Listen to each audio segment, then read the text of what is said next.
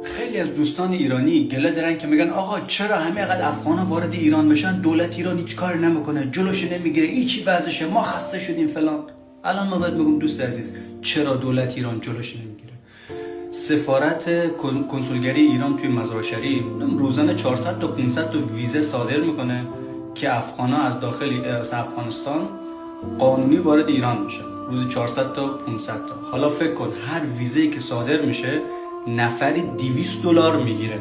$200 میگیرن و روزانه 400 تا 500 تا ویزه صادر میشه که اینا برن سمت ایران. و وقتی داخل ایران میشن 2 روز میمونن، روز سوم اینا رو پلیس میگیره، دوباره رد مرز میکنه، برمیگردونه کجا؟ افغانستان. دوباره اونجا ویزه صادر میشه، دوباره اینا میان. پس به خاطر چیه که دولت ایران نمیبنده کاره؟ به خاطر که دارن پول میگیرن. پول ویزا هر نفر $200 حساب کن چقدر میشه ماهی، چقدر پول داره دولت ایران به جیب میزنه. حالا تو ایرانی بیا خودت پاره کن، بگو چرا اینقدر افغان زیاده، چرا دولت جلوش نمیگیره؟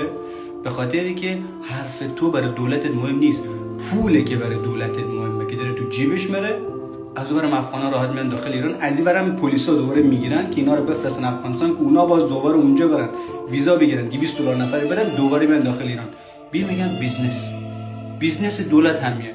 حالا حرف دولت یعنی حرف مردم برای دولت زیاد اهمیت نداره. اینجا ما و تو باید بذاریم تو سر کله هم دیگه، تو مجازی پولش یکی دیگه برمی‌داره. جیگر هستی.